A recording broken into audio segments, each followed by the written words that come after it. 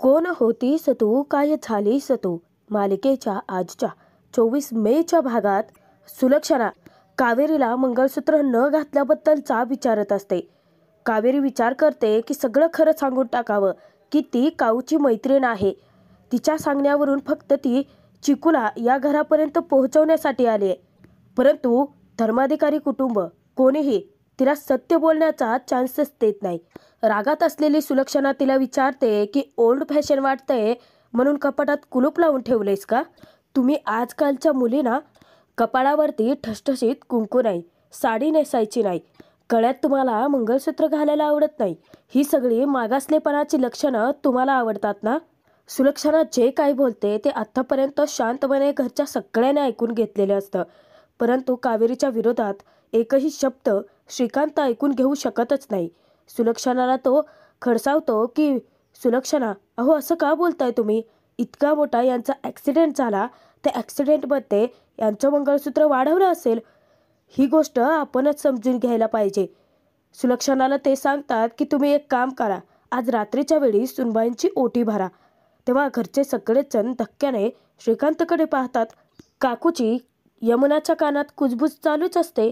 सुनबाई सापडली ना एकदाची तावडीत की यांची त्यांची बाजू घ्यायची सवय काही जात नाही. अहो मंडळी, असं काय करताय? इन्स्पेक्टर म्हणाले आहेत ना की उदय सापडेलच.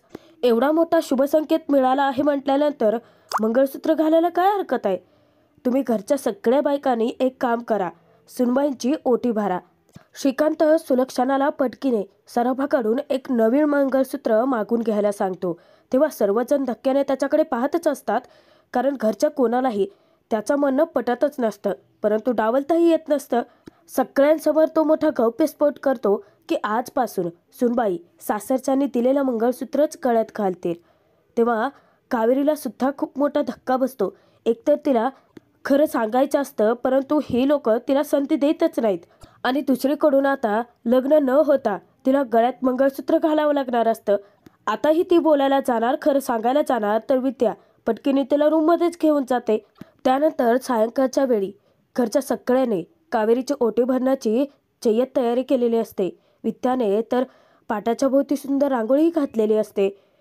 काकू यमुनाची कुजबूज काही थांबता थांबत नसते. यश त्यांचं बोलणं ऐकतच असतो. यमुना काकूच्या कानात कुजबुजते की काकू कमाल आहे हा. म्हणजे कालपर्यंत मला जिचं साधं तोंडही बघायचं नव्हतं, आज याच घरात माच्याच तोंडून तिचा कौतुक सोहळा चालू आहे. तेव्हा काकू रागातच तिला बोलते, मूर्खपणा चालू आहे ग सगळा. हिच्या नवऱ्याचा अजून पत्ताही नाहीये. इतक्यात यश येतो. यश येता क्षणी त्या दोघी डचकतात.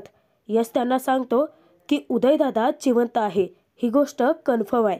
यांची ओटी भरली जावी ही बाबांची इच्छा आहे आणि त्यांची इच्छा पूर्ण होणारच. मा काय म्हणाली लक्षात आहे ना तुमच्या, की घरी कोणीही उदासलेलं राहणार नाहीये. दादा परत येणार आहे या आशेवरच सगळ्यांनी राहायचं आहे. सगळं जसं तसंच झालं पाहिजे. जसं दादा या घरात असता तसं झालं असतं ते. त्यामुळे सगळ्यांनी हसत राहायचं. आता त्या दोघी हसून त्याच्याकडे पाहतात. यशने त्या दोघींना चांगलेच वटणीवर आणलेलं असतं. इतक्यात श्रीकांत बाहेर येतो. श्रीकांत आता तयारी झाल्याचं विचारतो. तेव्हा सुलक्षणा त्याच्याकडे जाते. श्रीकांत तिला म्हणतो की सुनबाईंना तयारी आवडेल बरं का, छान केली आहे तुम्ही तयारी. आता एक गोष्ट कायम लक्षात ठेवा सगळ्यांनी, की उदय येईपर्यंत आपणच सुनबाईंचा आधार आहोत. तेव्हा सुलक्षणा सांगते की केवळ तुमच्या आग्रहाखातर हे सगळं करते मी. घरातल्या रीतीभाती पाळल्या जाव्या ही माझी जबाबदारी आहे आणि तुम्हाला माहिती आहे मी कधीच कर्तव्याला चुकत नाही. श्रीकांत यश दोघेही चेअरवरती बसतात. तेव्हा काकूला तर हे सगळं पटतच नसतं. मुद्दाम जाऊन सुलक्षणाला डिवचते की वहिनी, नाही म्हणजे तुम्ही कशाला ही सगळी तयारी करताय? तिचा एवढा कौतुक सोहळा कशासाठी करताय तुम्ही, तेही स्वतःहून?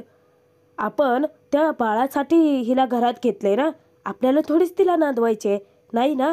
मग कशासाठी चाललंय हे सगळं? कशासाठी हिच्यासाठी एवढं सोन्याचे दागिने वगैरे, एवढं गोड कौतुक कशासाठी चाललंय? साधी ओटी भरली असती तरी चाललेच असतं ना. तेव्हा सुलक्षणा हात वर करते. आता तिची बोलती बंद होते. काकूने आत्तापर्यंत विचारलेल्या सगळ्या प्रश्नांची सुलक्षणा उत्तरं देते की हे सगळं ती फक्त श्रीकांतच्या इच्छेसाठी करते, त्याची मर्जी राखण्यासाठी करते. आणि तिला खात्री वाटते की कावेरी जास्त दिवस तिथे काही टिकणार नाही आहे. तेव्हा यमुना काकू इतक्या खुश होतात. दोघी इशारा करतात एकमेकींना. आपल्या घरच्या सुनेसाठी काहीही करता आलं नाही, ही सल यांच्या मनात राहू नये म्हणून हे सगळं मी करते. करू देत आता घरच्या सगळ्यांना हिचं कोड कौतुक.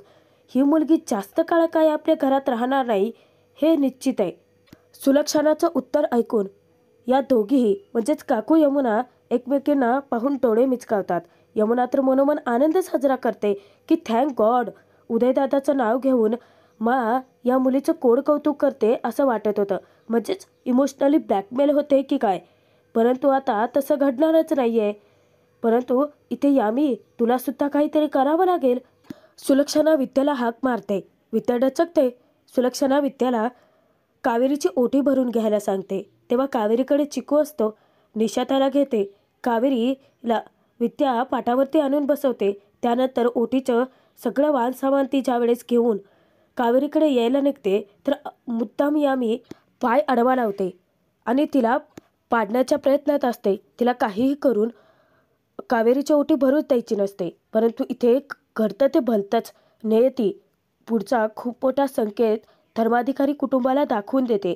ते म्हणजे ज्यावेळेस यमुनाच्या पायाला पाय अडखळून विद्या पडणार, तिच्या हातून ओटीचं सगळं सामान खाली पडणार. यश पटकन धावत येऊन ते सामान आपल्या हाती झेलतो.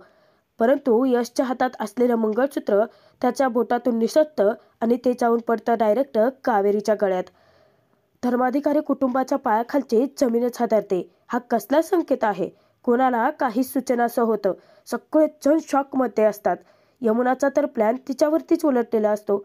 कावेरी सुद्धा धक्क्याने एकदा मंगळसूत्राकडे तर एकदा यशकडे पाहते. यश कावेरीची माफी मागतो, तिला सॉरी बोलतो. तेव्हा सुलक्षणा विद्यालाच ओरडते. का तर तिची चूक आहे असं वाटतं. चूक तर खरी यमुनाची असते ना. चाल आता इथे विद्याचं मनातलं बोलणं चालू होतं की या मले विचारतात की लक्ष कुठे होतं. चूक तर यांच्या पोटीची आहे ना. यांना मी विचारते की यांचं लक्ष कुठं होतं. यांचं म्हणजे कसं झालं माहिती आहे का? स्वतःचं ते बाप्या आणि दुसऱ्याचं म्हणजे ते कार्ट. जाऊ देत, माझ्या मेलीचं प्रत्येक वेळी असंच आहे. जाऊ देत, तुम्ही जा. विद्याचं मनातलं बोलणं चालूच असतं. काकू येऊन तिला भानावर आणते. परंतु काकू इतकी रागावते ना तिच्यावरती, विद्या खूप घाबरते. त्या सगळ्यांची माफी मागत असते. परंतु काकू ऐकून घेण्याच्या मनस्थितीतच नाही. उलट ती तिची चांगलीच खरडपट्टी काढते, तीही चूक नसताना. आता सॉरी म्हणायचं आणि पुढचा धांतरटपणा करायला मोकळं व्हायचं. काकू ज्या वेळेस विद्याला ओरडत असते, श्रीकांत मध्यस्थी करतो, विद्याची बाजू घेतो आणि त्यांना सांगतो की जाऊ देत, जे झालं ते झालं. विद्याला तो पुढील कार्यक्रम उरकायला लावतो, ते म्हणजे कावेरीची ओटी भरणं. विद्या इतकी रागात यमुनाकडे पाहते ना. परंतु इथे नियतीने द्यायचाच संकेत दिलेलाच असतो. शेवटी यशच्या नावाचं मंगळसूत्र कावेरीच्या गळ्यात असतं. श्रीकांतच्या सांगण्यावरून विद्या पुढाकार घेऊन कावेरीची ओटी तर भरते. तिच्या ओटीमध्ये ती सौभाग्याचं सगळं वाण ठेवते. कावेरीला इतकं अवघडल्यासारखं झालेलं असतं. त्यानंतर रात्रीच्या वेळी कावेरी खूप उदास असते. विचारात पडते की हे नाटक अजून किती दिवस तिला पार पाडावं लागणार आहे. आणि सतत तिला यशकडून चुकून ते मंगळसूत्र तिच्या गळ्यात पडल्याचं आठवत असतं. यशसुद्धा विचार करत असतो कावेरीबद्दल माहिती काढण्याचा, तिच्या भूतकाळाचा शोध घेण्याचा. यश आता कावेरीची माहिती काढायला पोलीस स्टेशनला जायचं ठरवतो. परंतु पोलिसांच्या मदतीने माहिती काढण्यापेक्षा यशला वाटतं की ऑनलाईन कदाचित त्याला एकट्याला माहिती मिळू शकते. कारण कावेरीबद्दल तो माहिती काढतोय, शोधतोय, हे सगळं त्याला कोणालाही थांगपत्ताही लागू द्यायचा नसतो. कावेरीसुद्धा विचार करत असते की चिकूसाठी काऊला तिने वचन दिले, तिच्या घरापर्यंत चिकूला पोहोचवलंय सुद्धा. परंतु ही सगळी माहिती जी आहे ती कोणाला तरी कळायला हवी आहे. कावेरीबद्दल कोणाला तरी माहिती असायला हवी आहे. परंतु कोणाशी बोलायचं? खर्चात कोणालाच ती ओळखत नाही आहे ना. यश कामाला सुद्धा लागतो. कावेरीबद्दल तो सोशल मीडियाला माहिती चेक करत असतो. तेव्हा यशच्या डोक्यात प्रकाश पडतो की ऑनलाईन उदयदादाचं अकाउंट आहे, त्याच्या फ्रेंड लिस्टमध्ये कावेरीचं नाव असू शकतं, त्याला तिच्याबद्दल माहिती मिळू शकते. इकडे कावेरी विचार करत असते की जे काही घडलंय ती धर्माधिकारी कुटुंबाची खरी सून नाही आहे, याबद्दल मानशी बोलायचं. परंतु दुसऱ्या मनाने ती घाबरते की त्यांनी या सगळ्याचा विपरीत अर्थ काढला तर मैत्रीण असून सुद्धा त्यांच्याशी खोटेपणा केलाय, यामुळे त्या चिडल्या तर एकतर कावेरीला चिकूपासून दूर जायचं नसतं आणि त्यानंतर ती एक तोडगा काढायचा ठरवते. ते म्हणजे उदय भाऊजी सतत मला सांगायचे की त्यांची आई खूप समजूतदार आहे. मग माझा नाईलाज समजून घेतील का, असं ती स्वतःच्या मनालाच प्रश्न विचारत असते. कावेरी दुसऱ्या दिवशी सगळं खरं माशी म्हणजे सुलक्षणाशी जाऊन बोलायचं ठरवते, तेही न घाबरता. कारण आत्ता तिला कोणालाही अंधारात ठेवायचं नसतं. इकडे यश मात्र कावेरीवरती इतका चिडलेला असतो की त्या मुलीने खूप सफाईने स्वतःची आयडेंटिटी लपवली आहे. यश वैतागून लॅपटॉप बंद करतो. यशला विश्वासच बसत नसतो, कारण त्याला वाटत असतं की कावेरी त्यांच्या घरासोबत धोकेबाजी करते. त्यानंतर दुसऱ्या दिवशी विद्या ज्यावेळेस तंतरतच किचनमध्ये येते की तिचं डोकं दुखत असतं. आता डोकं फुटायची वेळ आली आहे. इतक्यातच संदीप समोर येतो. तो तिला चहा देतो. तेव्हा विद्या घाबरते आणि संदीपला म्हणते की अहो, चहा तुम्ही माझ्यासाठी कशाला बनवलात? तुम्हाला माहिती आहेत ना आपल्या घरचे नियम, पुरुषांना किचनमध्ये येणं अलाउड नाही आहे. तेव्हा संदीप तिला सांगतो की विद्या, तू सतत कामात असतेस. एक दिवस जर माझ्या छोट्याशा मदतीने तुला रिलीफ मिळणार असेल तर मी का नाही तुझी मदत करायची? विद्याला इतकं बरं वाटतं, खूप कौतुक वाटत असतं संदीपचं की मनापासून तो तिची इतकी काळजी करतोय. संदीपने बनवलेला चहा तिच्यासाठी खूप खास असतो. विद्या एक घोट घेते. तिला तो चहा खूप आवडतो. परंतु इतक्यात सुलक्षणाचा आवाज येतो. विद्या इतकी टचकते की रडकुंडीला चाललेली असते. संदीपला ती तेथून पटकीने घालवून देते, कारण संदीपला जर तिने म्हणजे सुलक्षणाने पाहिलं तर विद्यालाच ओरडा खावा लागणार आहे. सुलक्षणा, श्रीकांत, संदीप एकत्र असतानाच विद्या चहा घेऊन येते. चहा देत असताना तिचे हात थरथरत असतात. सुलक्षणाला तिची काळजी वाटते. ती तिची विचारपूस करते, परंतु विद्या ठीक असल्याचं सांगते. परत जेव्हा ती संदीपला चहा द्यायला जाते तेव्हा सुद्धा तिचे हात थरथरायला लागतात. परत एकदा सुलक्षणा विचारते की तुझी तब्येत ठीक नाही आहे का? तेव्हा विद्या सांगते की हो, माझं ना जरा डोकं दुखत होतं. सुलक्षणा तिला म्हणते की अगं मग सांगायचं ना बाळा आधी, तू आराम करायला हवा होतास. तू काय कर, आता चहा सगळ्यांसाठी बनवलाच आहेस. थोडा वेळाने सगळ्यांचा चहा झाला ना की औषध घे आणि आराम कर. स्वयंपाकाचं आम्ही बघू. तेव्हा विद्याला खूप बरं वाटतं. सुलक्षणा मनापासून काळजी करते. सगळेच जण आता चहाचं खूप कौतुक करतात. ते विचारतात की चहा आज जरा वेगळाच लागतोय, परंतु एकदम फक्कड झालाय बरं का.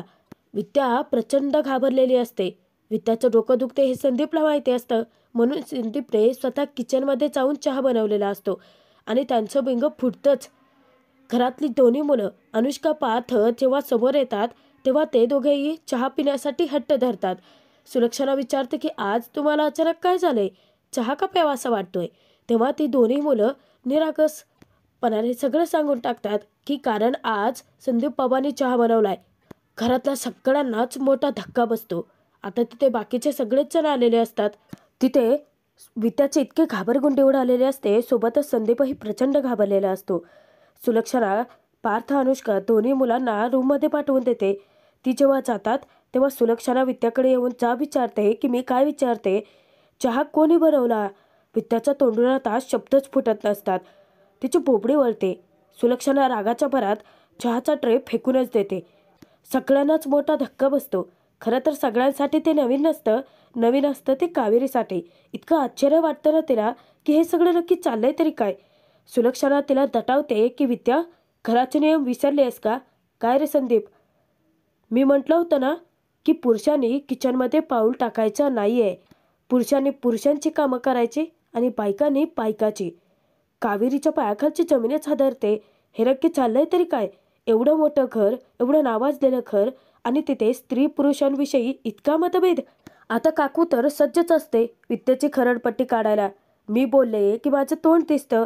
काय रे बाबा संदीप, तुलाही कळत नाही का? संदीप, या घरचा तू नियम मोडला आहेस, आता शिक्षाही भोग, असं सांगून जेव्हा काकू घरात निघून जाणार म्हणजेच रूममध्ये निघून जाणार तर विद्या पाठीमागून तिला हाक मारते. तिला विचारते की आई, तुम्ही कोणाबद्दल असं बोलताय? तुमच्या मुलाबद्दल? असा विचार कसा करू शकता? अहो, माझं डोकं दुखत होतं म्हणून माझ्या मदतीसाठी आले होते ते. परंतु तुम्ही त्याचा वेगळाच अर्थ काढता. तुम्ही ना नेहमी आगीत तेलच ओतता. वित्याने आज पहिल्यांदा हिंमत करून तिची जागा तिला दाखवून दिलेली असते. परंतु काकू चवताळून उठते. वित्याच्या अंगावरती हात उचलणार तेवढ्यात कावेरी तिचा हात रोखून ठेवते. घरच्या सगळ्यांनाच मोठा धक्का बसतो. काकूंचा हात रोखून धरल्याबद्दल यमुना पुढाकार घेऊन आता कावेरीच्या अंगावर हात उचलणार. कावेरी तिचाही हात रोखून धरते आणि तिला खडसावते की गावचं पाणी पिऊन आलेली मुलगी आहे मी, तुमच्यासारखी कचकडी भावली नाहीये. आत्ता फक्त हात रोखून धरलाय, पुढच्या वेळेत हात उचलूही शकते आणि हाच हात मोडूही शकते. कावेरीचं उत्तर ऐकून अख्खं धर्माधिकारी कुटुंब हादरून गेलेलं असतं. सुलक्षणा तिथे कावेरीला खडसावते की शिस्त म्हणजेच या घराची भिस्त आहे. एवढंच नाही तर सुलक्षणा कावेरीला खूप मोठी शिक्षाही सुनावते. ती म्हणजे पुढचे 3 दिवस कावेरी एकटीच त्या अख्ख्या घराची कामं सांभाळेल. आता कावेरीला तर काहीही काम धड जमत नाहीये. आता परत एकदा कावेरीसमोर खूप मोठं आव्हान आलेलं असतं.